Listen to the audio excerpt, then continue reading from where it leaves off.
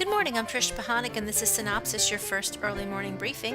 Today is Friday, September 24th, 2010. Here are today's top stories. Well, after just 3 weeks on the air, the CW has put an order for 6 more scripts for the Wednesday night 9 p.m. series, Hellcats. Lifetime Television announced a 5th season renewal for its scripted series, Army Wives, and a 3rd season re-upping of Drop Dead Diva.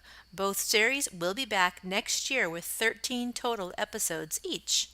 Turner Classic Movies is readying its original documentary series, Moguls and Movie Stars, A History of Hollywood, to premiere on November 1st at 8 p.m. The docuseries will explore the history of the American movie industry each week, beginning with Peep Show pioneers. Wedding Central introduces new nightly programming blocks air from 8 to 10 p.m. On Mondays, Bride on a Budget Monday, Tuesdays, Platinum Tuesday, Wednesdays, For Better or Worse Wednesdays. On Thursdays, Wedding Central presents. Friday, Mr. Right Night. Saturdays, Royal Wedding Saturdays. And on Sundays, Movie of the Month. NBC Sports Sunday Night Football game this weekend between the New York Jets and Miami Dolphins will be broadcast on the NFL Telemundo and NBC networks in both English and Spanish. This Sunday marks Telemundo's first regular season game airing of Sunday Night Football. And on Monday at 5 p.m., MTV kicks off The 7, a daily live studio show that will count down the 7 top pop culture stories of the day. When Bravo debuts Top Chef All-Stars on December 1st at 10 p.m., the show's 8th season will add a new celebrity judge, Anthony Bourdain.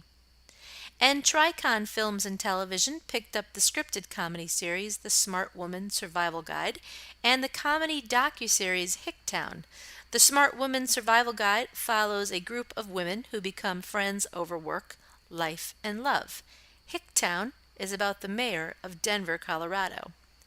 And NBC picked up J.J. Abrams' next project, giving a pilot commitment to a new untitled series starring former Lost actors Michael Emerson and Terry O'Quinn. Plot details about the series have not been revealed. In other development news per Variety, Fox gave a pilot commitment to a drama about CIA agents who were sent in to fix operations that have gone awry. ABC has series on the docket called Anti-Mafia Squad, and also for ABC, Coquette is setting up a procedural drama titled 911 Operators. Starz is developing a limited television series set in the world of 1950s through 60s auto racing, cites Variety. Filmmakers Wolfgang Peterson and Ron Shelton will develop King of Speed, centered on the international auto racing circuit, led by Enzo Ferrari.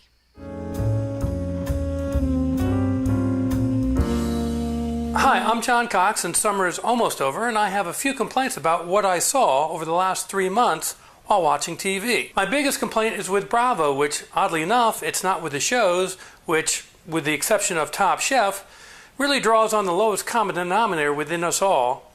No, but it's with Bravo's ads for their shows that really bothered me. So one night I'm watching Top Chef and a commercial comes on for the next great artist where one guy calls another guy a D-bag in its full form. Way to keep it classy, Bravo.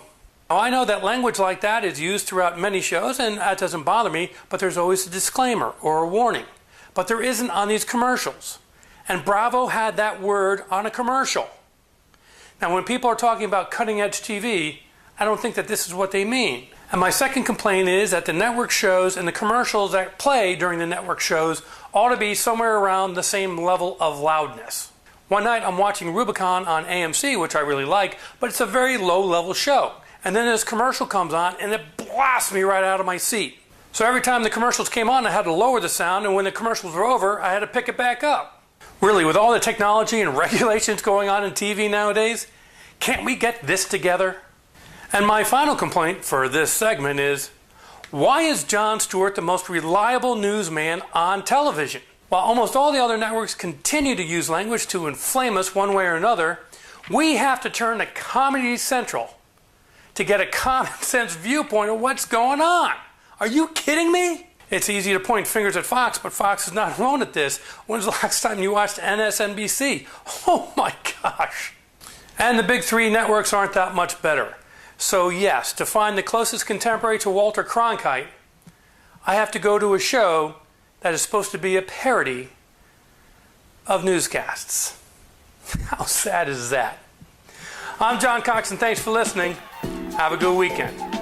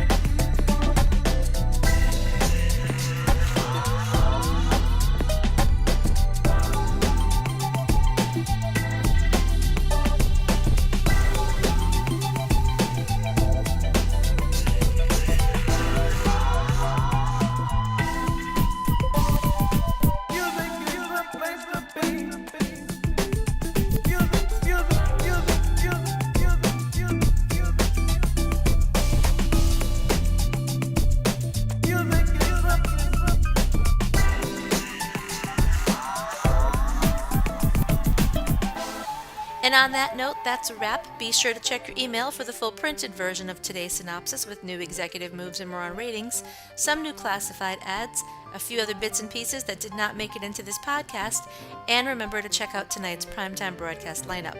This is a Cynopsis media production in association with 311 West. For Cynthia Turner, who wrote and compiled Cynopsis, in Connecticut, I'm Trish Pahanik. I'm gonna have a good day. Even if I make it myself, I'm gonna have a good day. I don't need no one else. I'm gonna have a good day. Nothing wrong I could do. I'm gonna have a good day. Hope you have a good day too.